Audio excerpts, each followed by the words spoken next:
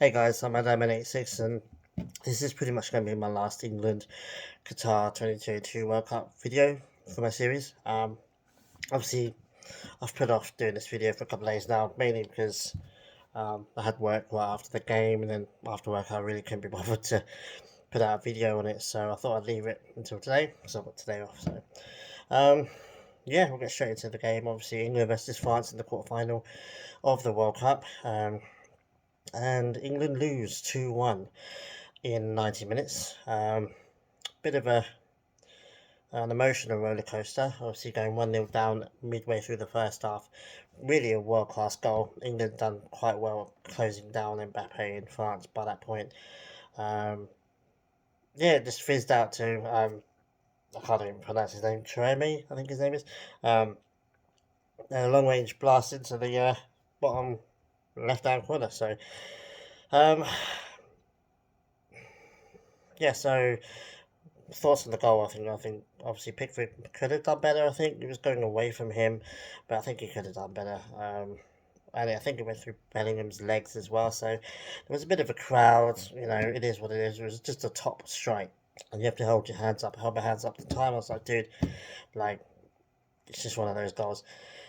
Uh, and then we're kind of on the back foot.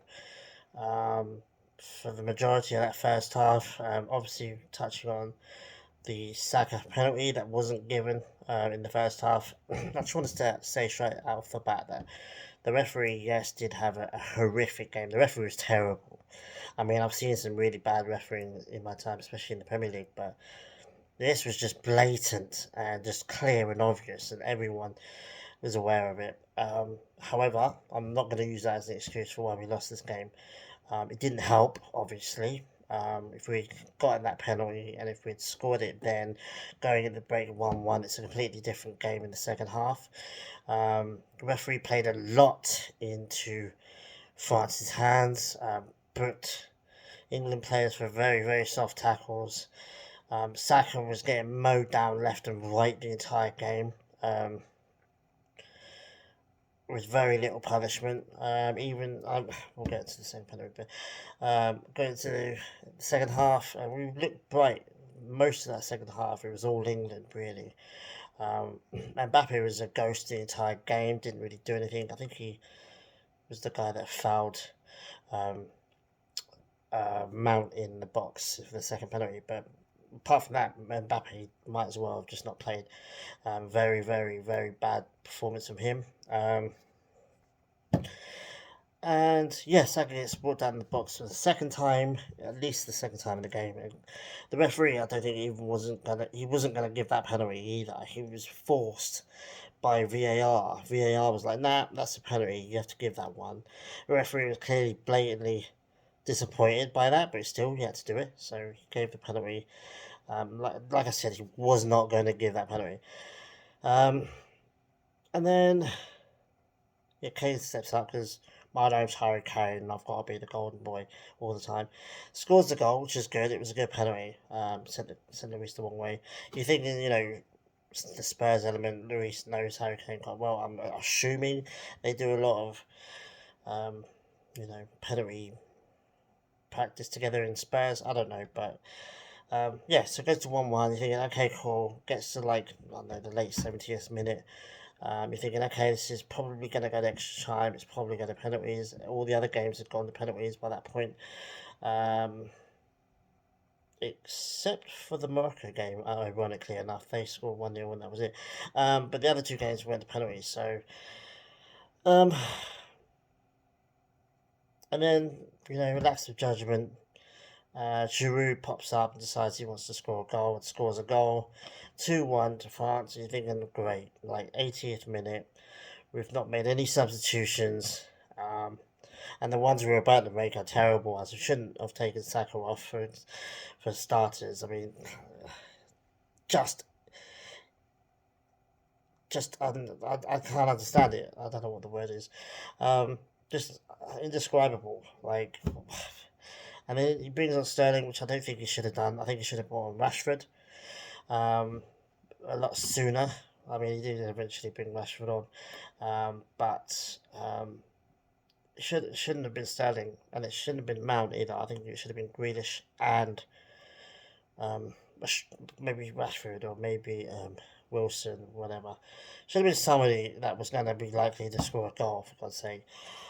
Sterling isn't just.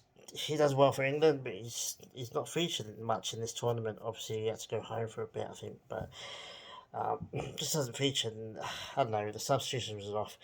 And then Mount, like I said earlier, Mount goes and gets fouled in the box, just barged over. Um, wasn't given straight away again. The referee actually went to the screen because he had to fight it tooth and nail because he really, really didn't want to give it. Um, it was a clear and obvious shoulder barge. Didn't go near the ball, didn't affect the ball, wasn't guiding the player out like some defenders do where they kind of shield the ball. It was a barge, it was a push in the box, nowhere near the ball. Clear penalty, clear as day. Everyone that saw it went, yeah, that's a penalty, except for the referee. He was like, well, I don't really want to give this. Um, and then it again was overruled by VAR. And he's like, oh, well, everyone's seen it now. I might as well give it. Um, and the most controversial thing is Harry Kane steps up again. I'm thinking, okay, well, he scored the first one, cool, but this is against a teammate of yours, a club teammate of yours. Probably best to give it to somebody that maybe he has less experience with. Um, it would have been really nice actually to see Saka still. I think Saka was off the pitch by that point. Um, Inexplicably, it would have been really nice to see Saka stay there and stay on the pitch and get that penalty and score it, especially after the Euros and the abuse he got for that. But no, Harry Kane needs to be the golden boy again. Needs to be all about him. He skies it. Doesn't even get it on target. It's weird. I don't think I've ever seen Harry Kane miss a penalty so badly in my entire life. And I've seen Harry Kane score a lot of penalties because that's where most of his goal record comes from. He scores it, and then it's like, okay, game over. And like it was like the 86th, 90th, coming up to the 90th minute. Like we're not going to score again. We got like 8 minutes over injury time, but it wasn't enough. Um, Grealish came on for 30 seconds inexplicably, but it should have been on the 70th. Like, so anyway, that was the game. Like I said, I think like 80% of the game, England were the better team, played the better, just couldn't capitalise, and we just had no goal threat. Harry Kane had a terrible game. He scored the first penalty, sure, and it's not just because he scored. It's not just because he missed the second penalty. Excuse me, I just need to have a swig.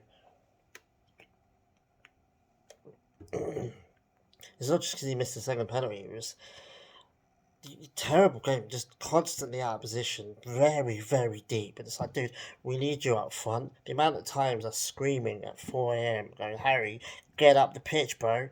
Because every time Saka gets the ball, or Foden gets the ball, they're running up down the lines, they're running towards it, and they've got no outlet for it. Because Harry Kane is behind them somewhere, because he's, I don't know, Harry Kane just seems to just to want to be the guy. Give me the ball on the halfway line and I'll make something happen. It's like, bro, stop. Just, you're a striker. Go up. Go up. Or if you're going to have Harry Kane play as number 10, bring on an actual striker. Maybe have Harry Kane as number 10 position. Have Saka and Foden on the right and the left. And then have Callum Wilson or Rashford up top. Like, we had no striker in this entire game. Let's just be real on that. And to be fair, Harry Kane has done very little this entire tournament. He got a bunch of assists. Who was it against Iran in game one? That's cool. You know, he got two assists. I think he ended up with like 3 assists and a couple of goals. One of them was the penalty he scored in this game. He did very little, and that was it. Like, he popped up for a couple of games and scored in a couple of games, and then that was it. He was atrociously bad in this entire World Cup. Um, when he's wearing an England shirt, I really try to not see the Spurs in him because obviously he's a Spurs player. He's their best player ever, and it's hard to put that aside. But at the same time, he's playing for England. I want England to win, so you know.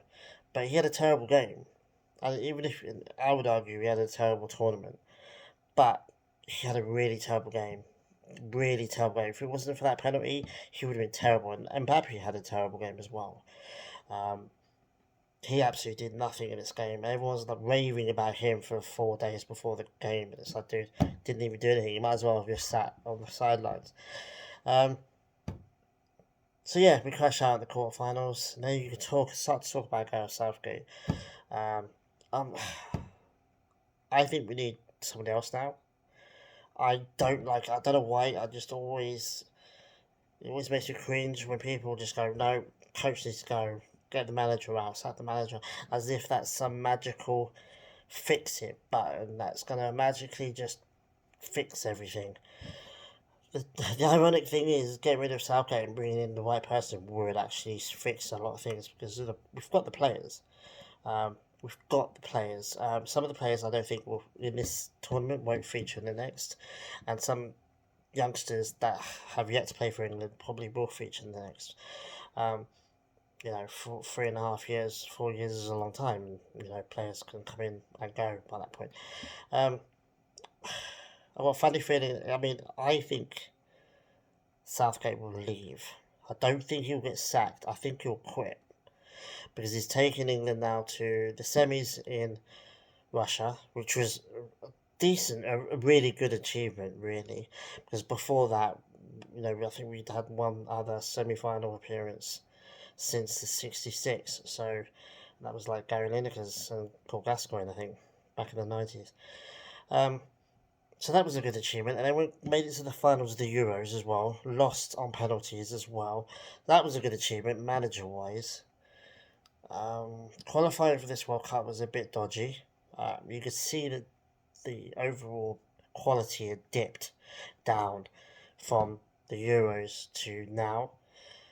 We did very well in this World Cup, though. We had a very easy group, though, to be honest with you. Blew away Iran, blew away Wales. Should have won against USA.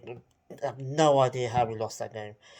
USA fans think that was the best thing that they've done in a long time. They talk about it as if they somehow won that game, which fair enough. It must have felt like a win for them, their first tournament in 8 years or whatever. But that was basically a loss to England. But it was a point that I mean didn't really need. Like USA only just managed to get through. Otherwise, Iran would have gotten through, and that says everything to me. Um, Wales were by far probably the worst team in the tournament.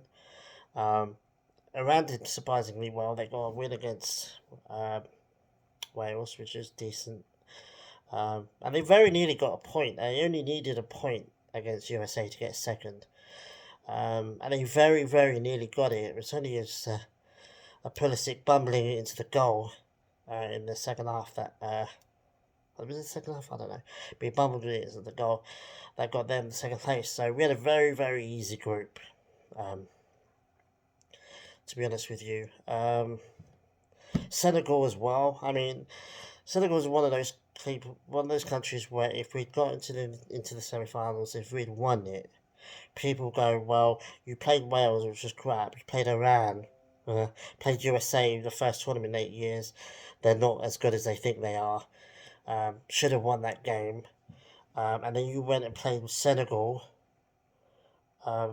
which on paper, yes, is inferior to England. You have to say that. No disrespect to Senegal. But Senegal did really well in this tournament, and they did really well in the group stage, and they deserved to be in the knockout stage. So it wasn't like, oh, cool, we're into the quarterfinals in. We're into the quarterfinals in because it's Senegal. Like I was nervous. I'm thinking this is a typical game that we could actually lose. We ended up breezing it. It was actually a fairly comfortable game in the end. But at the time, you're thinking, well, they've done really well so far. It ain't going to happen in the World Cup. England haven't really been tested. I thought France were going to test us a lot more than they did. Blatantly, the best attacking line we faced in the entire World Cup by a mile, unless Mane was in Senegal's team, and I think he would have given us trouble. No threat from Wales, no threat from Iran, even though Iran scored 2 goals. So that was like, okay, we're going to score loads of goals in this tournament. We're going to concede loads as well, or a few. We did. I think actually they were the only 2 goals we conceded until the French game. So we conceded 4 goals, I think. I try not to ramble, but basically what I'm trying to say is that we had a very easy group. And I think people would have used that against us if we'd, gone further into the tournament. Um, and then Senegal ended up being an easy game. People would have looked back on that and gone, "Oh, it's only Senegal, isn't it?" And then France was like the big test for me. And I said to my friends, I said to my colleagues, I said on Twitter, I said, if we beat France, the winner of this game probably will end up winning the tournament. If we beat France, we could beat anyone because France is one of the best teams in the tournament. Um, Brazil wasn't in it anymore. Spain wasn't in it anymore. Belgium, Germany, all these big teams have been kicked out. I mean, we would have faced Morocco, um, Argentina, and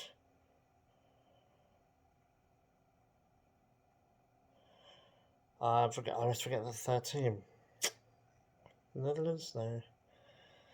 Morocco, Argentina, France, and uh, Croatia. Jeez, I always forget Croatia. Croatia is a bit of a dodgy one. They kicked us out of the World Cup in 2018. Morocco is on the form of their lives, but I think England would have beaten them. I think England could beat Argentina as well. Argentina haven't been great. Um, and we weren't even outplayed by France. We were arguably the better team. And I think most of the French media, at least, and I think the English media as well, recognise that. Could be wrong. Post in the comments if I am. We weren't outplayed by France at all. There was no point where I thought, "Oh my God, France are a level above us." It was a fairly even game. We were on top for periods, and they kind of took their chances better. So it was kind of an even game. Giroud's on the form of his life. Of course, he's going to get the winning goal. Everyone's talking about Mbappe, and everyone's ignoring Giroud, which is so typical. Um, and he's the one that goes and scores the goal. So at this point, I'm gutted. Obviously, I've gone past the kind of epic sadness that I had. I went to work after the game. I was just bummed out the entire time. Didn't help that I was really tired, but um, part of me thinks we can hold our heads up high. We can be proud of ourselves. We beat the teams we should have beat, except for the USA. We should have beat. We should have got 3 wins in that group. I'm so annoyed. I'm more annoyed really about the US draw than I am about the France result, because the France result, you could at least tell me it was France. It's probably the team that's going to win the damn thing. Um, but having said that, getting an extra 2 points against the USA wouldn't have changed anything anyway. We would have still won the group. We would have still faced who we ended up facing, which was Senegal. Yeah, and like I said, like moving on to Southgate, I mean, I think the team did all right. Saka, I mean, I'm not being biased here. Saka was the best player on the pitch. The only England player that you can tell me had a better tournament than Saka was Bellingham. Bellingham announced himself in this tournament. Brilliant, brilliant, brilliant midfielder. Anyone that gets him, he's blatantly going to leave Dortmund. Anyone that gets him is going to get a world class player.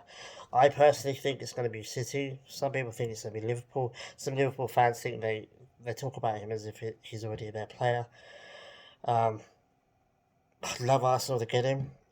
We need, ironically enough, we need new midfielders. Xhaka and Partey are it, but they're aging now.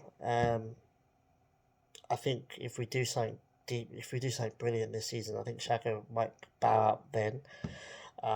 Partey's old now. I think he's like 32 or something, so he's only got a bit left, and he's injury prone as well. So we need new midfielders. If any team that gets Bellingham, any top team that gets Bellingham will have a world class player for at least, I think, the next 5 years. Like, he's brilliant. I think him and Saka did brilliant in this tournament. I think Pickford's time in goal is done, regardless of whether Southgate stays or not. I think Harry Kane up front is done. Rashford, all the United players. Rashford, And Maguire, I don't think there's any other United players. Shaw did alright. Wasn't brilliant. Wasn't bad. He was alright. But for me, Maguire in particular really impressed me. He had a really good tournament. Maguire, just night and day how he plays for United and how he plays for England. Whether it's because of the World Cup and different players, different coaches, whatever, different environment, I don't know. But he played brilliantly. He did well, and he very very nearly scored two brilliant goals. He nearly scored a goal against France, and I think it was the US that he almost scored against, which is ironic because they were talking about him as if he was the weakest link in our team. Um, he did brilliantly. I think he did really well, and Rashford did well as well. Came on. I think he came on. He scored. I think he scored a couple against Iran. Iran. I'm not calling it Iran. Jesus. Scored a couple against Iran and was doing really well. Didn't seem to get much minutes after the USA game. Um, only got about 10 minutes in the France game. Should have got more. He was mistreated. I think we're cuddling. We based Southgate loves Harry Kane and he loves Jordan Pickford, and he'll play them to the end of the earth, no matter what. When they are blatantly bad, like Ramsdale. But True Jordan. True Jordan pointed out you know both our goalkeepers, other than Pickford, are higher than him in the table. I think first and third. Like your national team is supposed to be played with your players that are the best performing in their leagues, in their teams, especially in their domestic league. Any manager worth his salt is going to look and go, oh, the team at the top of the table for the first half of the season has an English goalkeeper, and I'm a manager of England. Maybe I should play him because he's doing something right, because he's top of the league right now. Oh, and my other goalkeeper is third in a team that shouldn't really be there, really. I mean, they're not going to be there, but shouldn't really be there, but he's still third. Maybe I should play him. It's aggravating. Southgate does some inexplicable things. The substitutions were terrible. Um, it's like he picks a team, first 11, plays him until something bad happens. And that bad thing that happened is the USA game.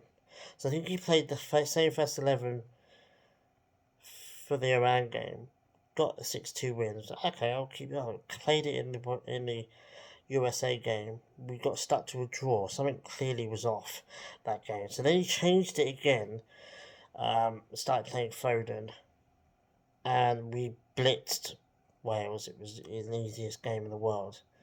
And it's like, oh, this works then. And then played it against Senegal and we won. And so, oh, this works again. Played it against France. It's like, I don't know, we just need a. He's very reactive. He's not proactive. He's not.